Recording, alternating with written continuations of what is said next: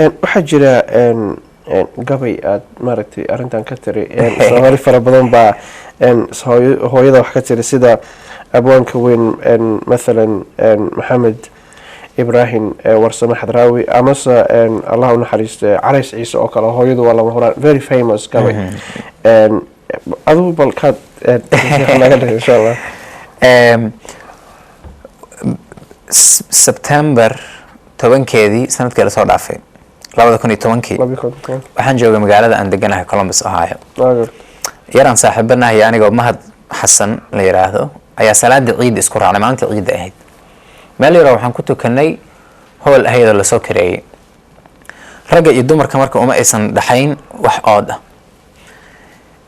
anagoo meesha fadhina oo takbiirtii iyo wixii iska wadna ayaa indhahayga waxay ku dhacaan hooyo aan ku qiyaasay inaysan 30 wali gaarin oo 4 ilmood oo yar 4 wiil wadata 4 wiil waxaan ku qiyaasay kii ugu weynaa inuu 6 sano jiray midna wuxuu ahaa yani wax hadda dhasho ka ahaa 4 wiil hooyadii waa ay dhibaan intaas oo dhan ishan ku haya mid markuu halkaas u cararo oo ka daba ordo labada kala halkan u carara mid marka istiraad caanaha aad siisid midkii yaraa oo hadda dhasho ooyaya saddexdii kale ayaa istaago saddexda daraf u kala carara mid markay istaajiso kuwa kala fariista mid markay halka u aado yani dhibka ay gabadhaas hooyadaas yarta ah ay maraysa hadii aad arki lahayd ilin ba kugu soo istaagi lahayd markaas waxa ay galay dareen ah hooyaday 4 wiil ayaa dhashay iyo 2 gabdhood hooyaday xalaaw warsame ilaahay ha barakeeyo 4 wiil iyo 2 gabdhood ayaa dhashay waxaan ku qiyaasay hooyaday gabadhaas yarta hooyada ma laga yaabaa waagi aan yarayn inaan saasoo kale u dhibaynay markaasaan waxaan arkay hooyadii in indhaheeda wax dhibaato ah haba yaraatay aan ka dareemin hadii aniga aan ahaan lahaa waxa laga yaabaa cunug 2 jeer aan ka daba ordo inaan inta dhibsan lahaa xanaaqi lahaa raguna saasay wada baaragtay anigoo kale iyo dumar kale qaarkood ولا مقصودة ولا خشوع يعني نبك أي مريس يصير أي سم بسوا أرك بيني دم مريس ما كدعونيس دت كورتي سازا مريس يعني وحياة وحجرة أنا كحشون أنا جوا كحشون على بجر إن دت هرمر أيضا لكن وحكلا قلبي جد وحكلا وين مركا يعني جورجا أنت جاي وحن اسكودي بل إن كقرا وح درانكي أن درامي مركي قبل أيرته هو يده أن في سناي hal marna ma aanan qorine maalmo dhowran isku biiriya taas waxa ku tusaysaa inaanan ahayn yani nin gabyaago wana inta istaaga hal mar wax ka tuura insha Allah marka gabaygan waxaan u bixiyay ama tixdan waxaan u bixiyay dareen hooyo waxa aanan ka dhigay hadiyad aan siinayo hooyooyinka adduunka joog oo dhan ay ugu horeyso hooyada xalaa warsamo beer iyo hooyada iyo hooyo kasta oo Soomaaliyeed dacalada adduunka meesha ka joogta tixda waxaan iri farxadaada hooyoy faynuus baan ku raadshaa inta aan fayoobahay fasiraada aan karo faqraa'aad ku amaantiyo fasalada jacaylka ebadkay ma faaruqo marka arku faydhaho falaaraha dabayshiyo dadku ay farxanayaan anaa ku foojignaano kugu filan ii ogow habeenkaad ifoolatay xanuun aad la foorartay fadhi aad ka caagtay qosol aad ka fiigtay feeruhu ku ololeen ilintii fiq kaa tiri fatahaada dhiigii dhaaxan ka faaloon farxadaada hooyo xidigahan ka fiirshaa fandhaal waxaan ku doonaa marka aan ku fiirsho quruxdaada faraheed allow maxaan la fajacaa ilaa ma an fawqa dahab faransiya dul saro ilaa ma an faraca diamond ugu fool dhaqo ilaa ma an faafaxdhuun gogol cas kugu fidiyo allow geeri kaa fogee beerihii firdowsana eebow fataaxow farxad ay ku dheeshaa raaxo ay ku furataa foox ay ku urisaa canab ay ku fiiqataa waka insha Allah ya salaam barakallahu fik waxa kale oo jira gabay asaguna ajaayib oo afka arbeedka ku qoran asaga xulooga taaban kartaa yaa sitiri gabaygan kale waxa tiriyay nin hadda dhintay Allah naxariisto Falastiini ahaa oo la yiraahdo Maxamuud Darwish gartay محمود درويش wuxuu ahaa qoraaga khaaska ah ee Yaasir Arafat hadii Cabdi Xafiid oo aad garan karto taariikhda iskoolka waxaana loogu dhigi jiray oo weliba lagu dhigaa halganka dadka falastiiniga ay u maraan qadiyadooda iyo madax banaaninooda 74 waxaa jira hadal aada u qiimo weyn oo golaha ammaanka hortooda uu yaasir carafaad ka tiriyey oo markii yacni aan fasiro ahaa mudanayaal waxaan maanta idin imid anigoo wata caleen qoyan iyo qori caaradiis fadlan ha igu qasbanina caleentu inay iga dhacdo ninkii qoray marka hadalkaas wuxuu ahaa maxamuud darwish gabyaagan sideedaba waan xiiseeyaa aniga murtida iyo tixda iyo xataa tan soomaaliyeed oo keliya maaha tan carab oo keliya maaha xataa tan reer galbeed waan xiiseeyaa western literature ma aragtay leanna waxaan aaminsanahay يعني حكمت إنay ku dheehan tahay لأنه waxaan aaminsanahay maskaxda inay kala furto لأنه waxaan aaminsanahay inaad dhadhansan karto macaanka erayada qaarkood ninkaasi habeen ayuu seexan kari waaye maxamuud darwish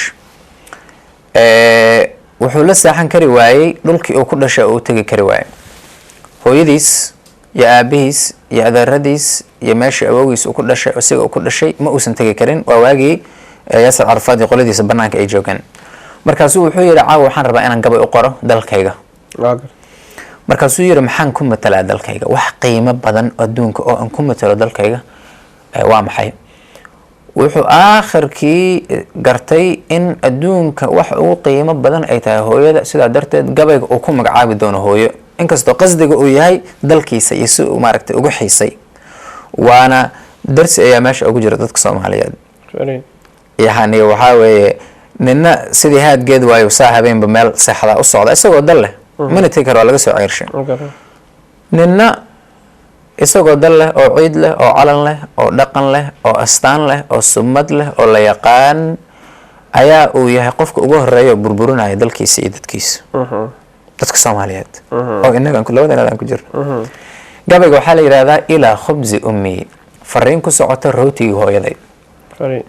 rootiga hooyaday marka hooyadu waa Falastiin laakiin soo hooyada yani uu ka turjumaya macaankeeda wuxuu yiri ahinu ila khubzi ummi Allah waxa aan u xiisay rootiga hooyaday Allah yaa mar labaad idin siiya rootiga hooyaday wa qahwati ummi Allah yaa shaahiya qahwadii hooyaday Allah yaa mar labaad cabsiya walamsati ummi taabashadii hooyaday waa hore igu dambeysay Allah yaa taabsiya hooyadiis asaga waqtiyo fara badan ay kala maqnaayeen nacam waatan kugu iri dare taabasho qofka bini'aadamka u dareemo hooyada ugu macaan hooyada iyo wiilkeeda ama gabadheeda markay istaabtaan walamsati ummi Allah yaa dareensiye taabashadii hooyaday wuxuu yiri khudini ya ummi idha udtu yawman washaahan lihudbik hooyoy hadii maalin aan soo noqdo maalmaha adduunka kamid ah oo adduun isku kaayo keeno hooyoy iga yeelo indha kuusha aad ku indha kuulatid iga yeelo si aanan mar labaad kaaga cararin waqati cadami bi'ushb ta'ammad ala tuhri ka'bik laakiin si hadii geeriyo ay timaado inta aanan isarkoor oo aan dhinto oo aan noqdo lafo ciidu ay jirkayga iyo hilibkayga cunto maalin maalmaha kamida fursad aad u heshid inaad qabrigayga soo booqatid hooyoy waxaad samaysaa cagtaada quruxda badan ee barakaysan inta aad qaadid oo caws aad ku soo istaagtid fadlan cawska inta soo qaadid qabrigayga dul saar yani waa taabashada iigu dhow xataa markii aan dhinto taas way hooyo taas ay la bakhaylay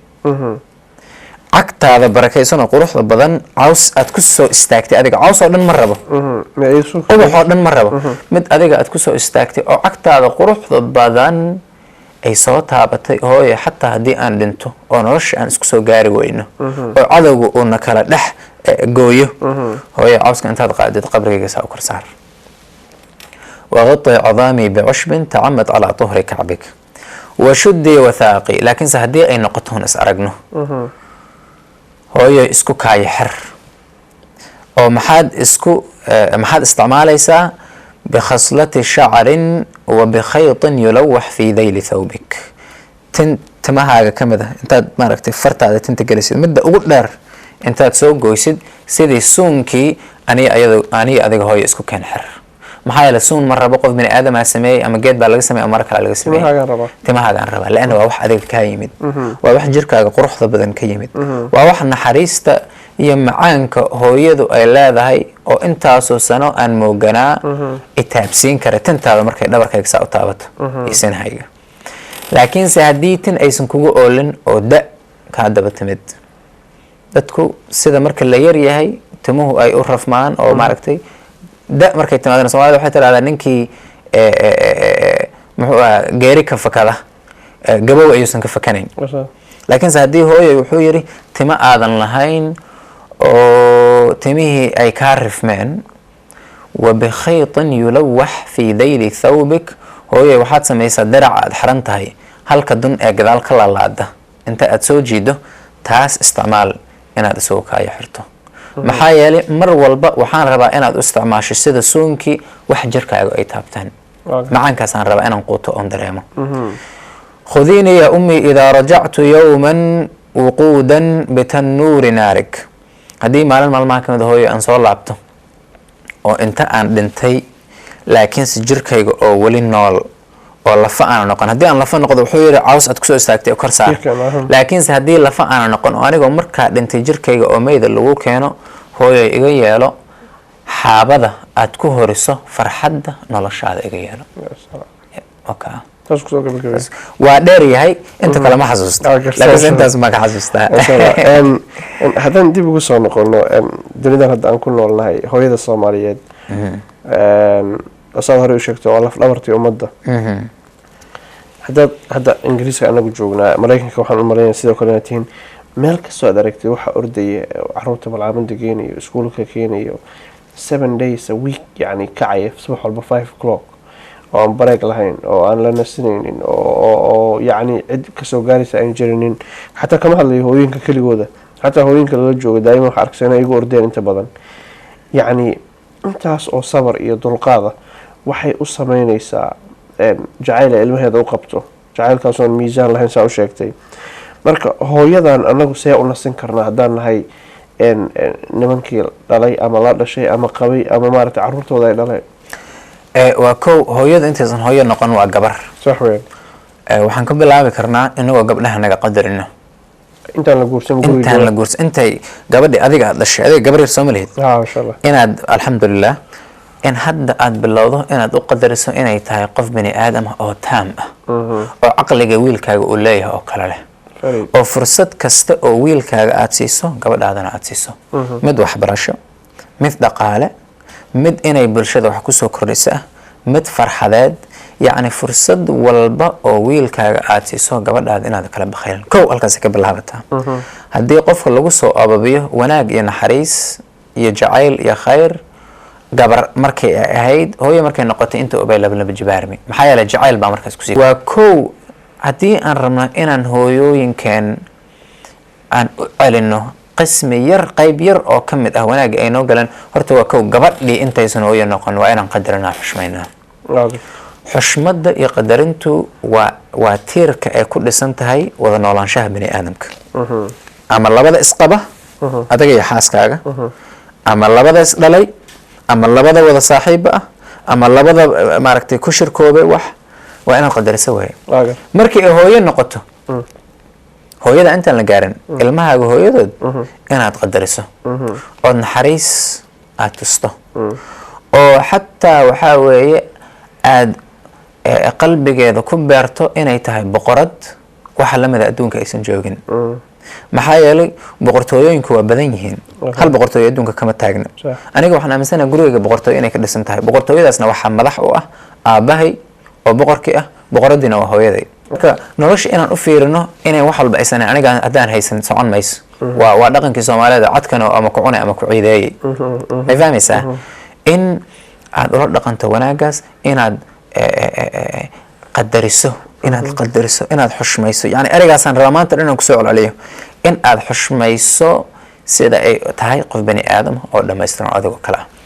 markii ay hooyo noqoto hooyooyinkanaga sheekan ku sheegay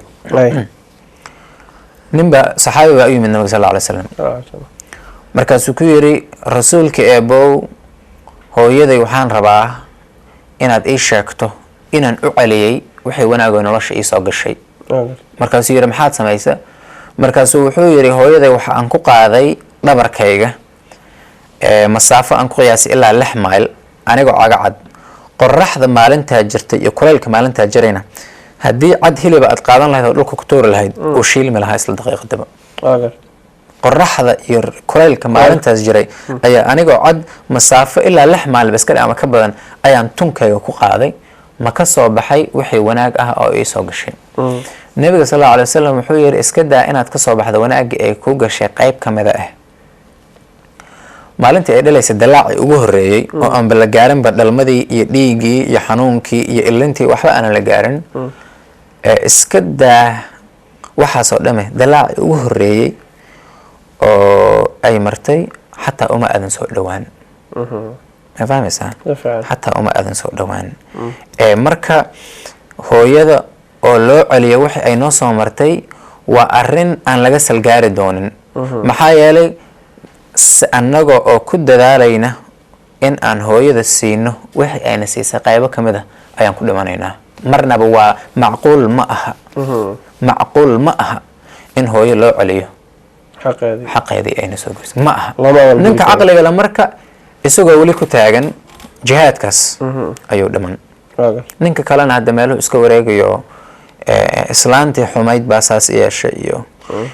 midii dhashay nin baan arka maalin yiri midii dhashay يعني gudahan ka ilmeeyay hatta ilanta banaanka marka soo baxdo waa wax la gartay gudaha qalbigan ka ilmeeyay maxaa yeelay wuu abaal dhaca bini aadamkan haduusan garanayn waxay loo abaalkii loo galay waa ayaan daro qofka bini aadamka wuxuu ku qurux badan yahay inuu ogsoon yahay wixii abaal ah loo galay dhibic biyo ahdaad isiiso bini aadamka kale waad iga soo mudantaa Soomaalida waxa tiraahdaa dameerley dadka la xirma ah hadii maalin aniga oo meel taagan aad gaari ugu soo qaado waan igu qaaday ilaa khayr ku siiyo dadka kale waad iga duwantaa يعني marka dadkii caadiga ahaa oo hal iyo laba shay oo abaal ah ii galay ayaan isku dayaa meesha aan ogahay inaan ka gaaro macadallah inaan hooyadiis ku leh midii dhashay aniga agarta ma sha Allah waxa jira diinta islaamka dumarka manzilo weyn bay gaarsiisay inkastoo hadda dunida aan ku noolnahay leeyahay islaamku dumarka wuu dulmiyaa xadiis baa jira nabiga laga wariyay sallallahu alayhi wasallam ninkii 3 gabdhood ama 2 gabdhood oo kala maartay barbaariyo wanaajiyo ka shaqeeyo oo maartay ilaahay bara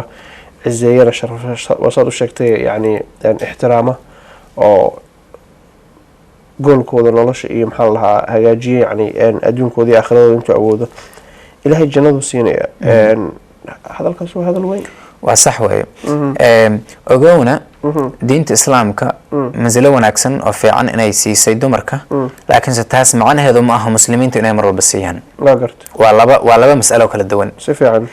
muslimku waa qof wuxuu la mid yahay dadka kale oo bani aadamka ah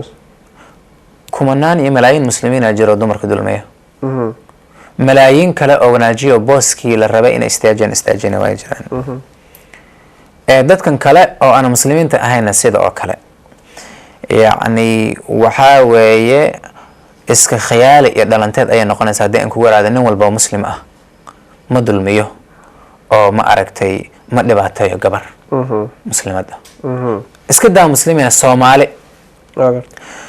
waliba waxaan basi oran karaa waxa jiray laga yaabana inay hadda jiraan dhaqamo aad u fara badan oo xadidi jiray horumarka gabadha oo dhaqanka Soomaaliyeed kamid aha oo dhaqanka Carbeed kamid ah oo dhaqamo kale oo fara badan kamid ah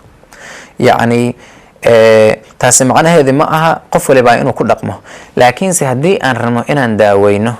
dhibkaas yarka ah ilaahu dhaqankaas mu noqdo 10% 9% ay fiicnaadaan talaabada koowaad waxa weeye horta inaan garanno in uu jiro dhibkan oo aanan isa saarin buur dadka kale oo dhan ka sareyso maxaa yeelay Soomaaliya khaladka laga galo iyo kan Sacuudiga laga galo iyo kan Ingiriiska laga iyo kan Mareykanka laga galo hadii la isku maaragtay caliyo waan isku midkii dad wanaagsan waa jiraan dad xun waa jiraan arinta xadiidka aad sheegtay oo Nabi sallallahu alayhi wasallam oo saa ku yiri waa sax weeye maxaa yeelay gabadhu waxa weeye waa sharaf iyo karaamo gooni ah ayay wadataa xishood waxa jira rabbaani oo Ilaahay uu ku abuuray nin caalim ahaa yiri xishoodku haddii uu qof bani aadamka haddii uu xishoodo waa wax qurux badan laakiinse waxay kasii qurux badan tahay markay gabar xishooto wuxuu yiri nin sheekh ah oo weyn yani nin oday oo weyn inuu toobad keeno wax qurux badan laakiinse waxaa kasii qurux badan nin dhalinyaro ah oo shaaba inuu toobad keeno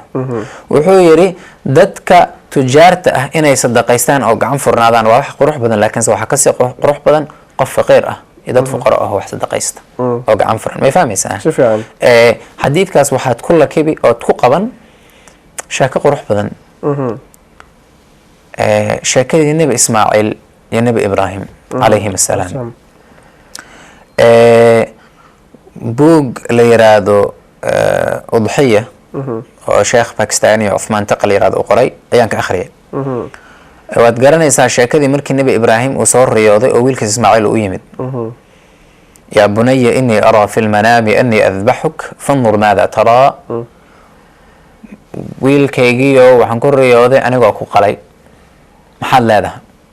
ixtiraam baa meesha ku jira maxaa yeelay aabihii ma uusan oran nebi ibraahim intuu yimid ma uusan oran feeri xaalatan ku riyooday inaan ku qalaniyo marka isdiyaari hadde magta marka waad qasbaysaa unigii waxaad ka dhigtay waxaan jirin wiilkii maadaama si wanaagsan oo xushmada ay ku jirto loola hadla wuxuu yiri yaa abati ifcal maa tu'mar satajidunii in shaa allahu min asaabiriin aabow samee sida ilaahay ku amray soo soco nebi ibraahim calayhi salaam markii mindida uu hayay ismaaciilna dhulka uu jiifay oo uu isku diyaarinayay inuu qalo oo halkaa qoorta ka bilaabo suurat as-saafaat waad garanaysaa falamaa aslamaa watallahu liljabiin waa isdhiibay ismaaciil wuxuu yidhi diyaar baan ahay aabe shaqadaada gal laakiinse intuusan saa ku odhan ismaaciil aabihiis wuxuu ku yidhi 3 shay waxaan rabaa si fiican inaad dhegaysato 3dan shay wuxuu yidhi kow aabow inta aadan mindida isaarin indhahayga hoos u gadi maxaa yeelay ma aan rabo indhahaaga iyo indhahayga inay is arkaan maxaa yeelay waxaa tahay aabahay dareen khaas ayaad ii haysaa wiilkaagaan aha anna waxaan ahay wiilkaaga aabahay baa too dareen khaasan kuu hayaa marka si aysan raxmad gooni ah maadaama aan is dhalnay may fahmaysaa marka maadaama raxmadaas gooni ah ay naga dhaxaysay dareenkaas gooniga aabow inta aadan qalin ka hor ooda mindida isaaran bal igade indhahayga iyo indhahaaga si aysan isku arag waxay soo xasuusaa maalin aabahay oo xanuunsan oo isbitaal Columbus ku yaala oo la qalay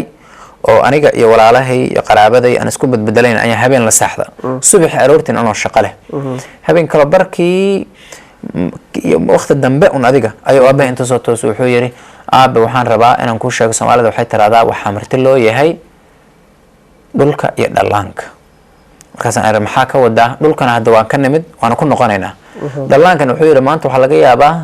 in qof aniga aanan dhalin oo dhacaankayga aanan ahayn inay ku adkaan lahayd inuu caawa saacadan la fadhiyo marka nabi ismaaciil aan ku noqday taas uu yiri waa labo wuxuu yiri aaba markaad mindida igu qalayso waxa laga yaabaa inaan rafto waxa laga yaabaa inaan kulaado waxa laga yaabaa inaan ma aragtay aabo ogow inaysan iga ahayn ixtiraam darro iyo xushmad darro aan ma aragtay adiga kugu wajahay ogow inay tahay xanuunka mindida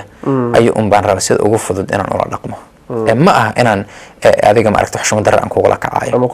ama ku caasiyo saddexaad wuxuu yiri aabo hooyo markaad guriga tagtid caawa waxay ku weydiin doontaa inaad siiso shaatiga aan qabo maxaa yeelay dhuloo dhan kalan kalaya shaatiga uu cadaaba la yiraahdo ismaaciil uu qabay calayhi salaam aabo nin weyn baa tahay oo xoog leh nabi ibraahim nin xoog leh ahaa aabo waxaad isku daydaa inta aad kari karto inaad dhulka aad igu xajiso oo dhibic dhiigi shaatigaas aysan taaban maxaa yeelay caawa markii aad guriga ku laabato hooyaday shaatigayga aad siiso naxdin waxa igu filan murugo in hooyaday oo aniga i weysay ee ugu sii darsanto inay aragto ama uriso dhiigga wiilkeeda iyo shaatigan ku yaala waa nin dhimanaya wax saale hooyadii u naxaya waa ka hooyadiis u naxaya macaankii marka iyo dareenkii wanaagsanaa meeqa ismaaciil adduunka maanta ku nool waxa weeye waxa soo dhawaaday waqtigii aan programka soo gabagabeynay waxaan jecelahay inaan ku soo gabagabayno adigu aad noo soo gabagabaysay laakiin waxaad isoo xasuusisay nabi ilaahay nuux wiilkiisa markii la haligayay waa laga qariyay isaga laftigiisa si uusan u arag wiilkiisiyo isaga dhalay moogta sida ismaaciil u dhalay oo kale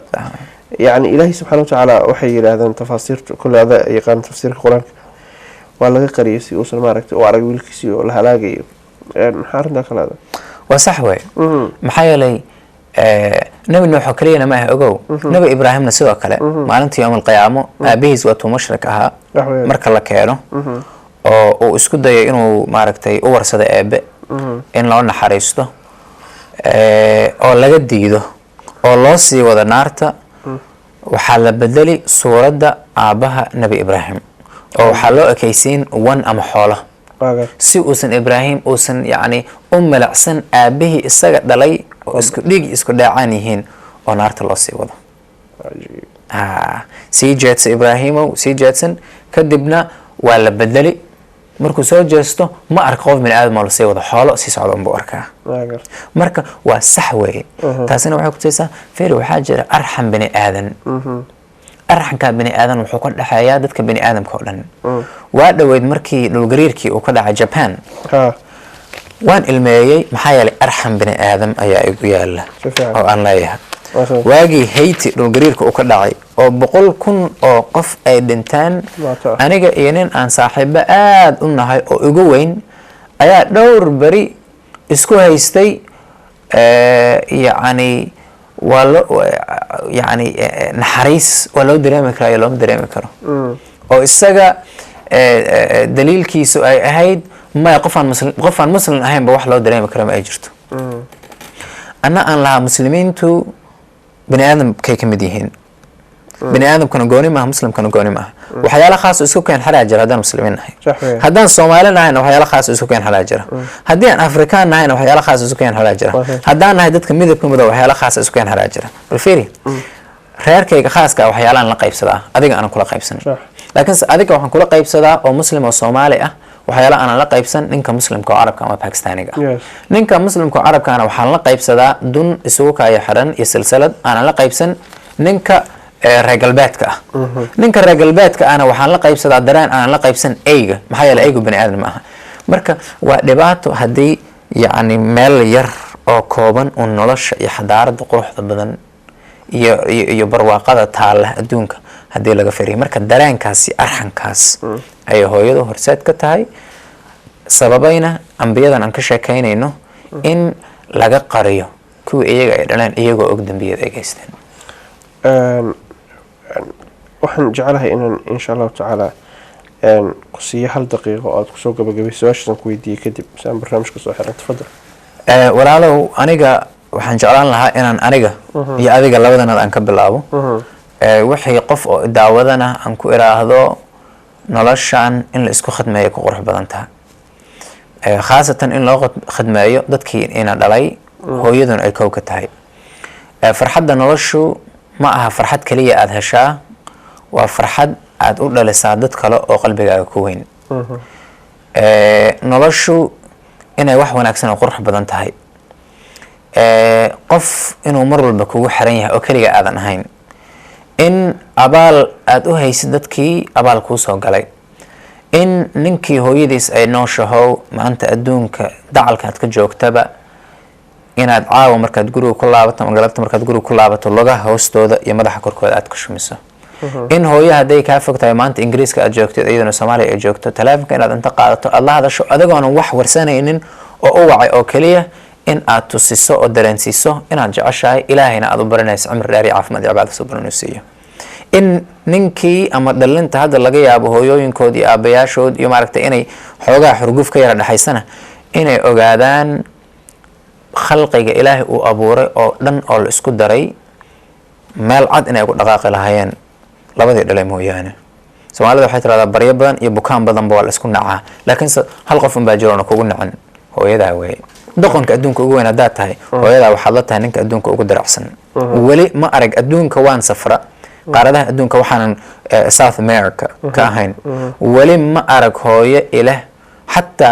هو يوم هارك على ويل يعني ددلاي أو خائنين أو يعني مرجال لبدا وحمر والبهوية اسكت ديسان إنه يكون شاكته ويل كان ويل في عن حاجة وحبك قلدمي مويانه مرك إن الله نحرسته هو يمكن إن إله الله بريو محايا لي هذا جبر ما أنت تعين بريته هو نقن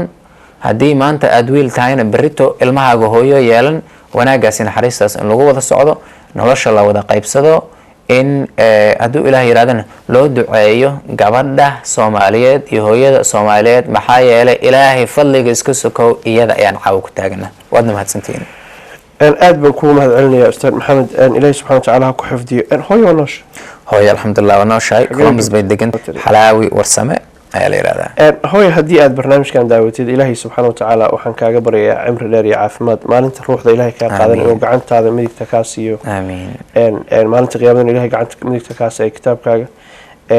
midigta jannadiisana uu ku geeya ilaahay kaaga rajeynaya adiga hooyooyinka kale waa farsamadii ustaad maxamed biibaaye martidayda qaaliga maxamed diini barnaamijkan arrimaha bulshada daa'ima waxaa idiin soo diyaariyay anigoo cabdixafiid maxamuud intaanu kanoo kale dib ugu kulmi doono waxaan kaga tegayaa taqwada ilaahay iyo midnimo asalaamu calaykum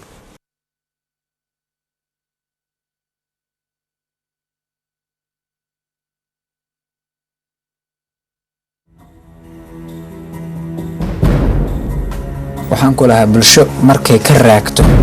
dhaqankeeda iyo ciideeda iyo calankeeda iyo dadkeeda iyo ehelkeeda markay ka raagto meel kale ku raagto waxyaalaha isbedela waxyaalahaas wax wanaagsan iyo wax xun labadaba leh haddii uusan la socon karin galaaskiisa taas waxay keenaysaa wax la yidhaahaa extra support caawinaad macnaha ziyaade cunuga in la siiyo because waxa waaye lama socon karo waalidka markuusan believe garaysnayn jaaniskan oo asagiiba negative ku yahay ilmihiina uma qalay cunugiisu marka success u sameeyna marka waalidka inay ilmihiisa bood gareeyaan dreamkayga waxa waaye ina noqdo imaam في المسجد الحرام هذا سعد هذا سنة إن شاء الله إمامك أدك أنت جنان أو حجاجك إيه أدك عمره ما أدك إنه فيزك ما أنت تجي إن شاء الله That's my dream ها هذا I have to study very hard إنا أدنا وح إنا وحبرتوعي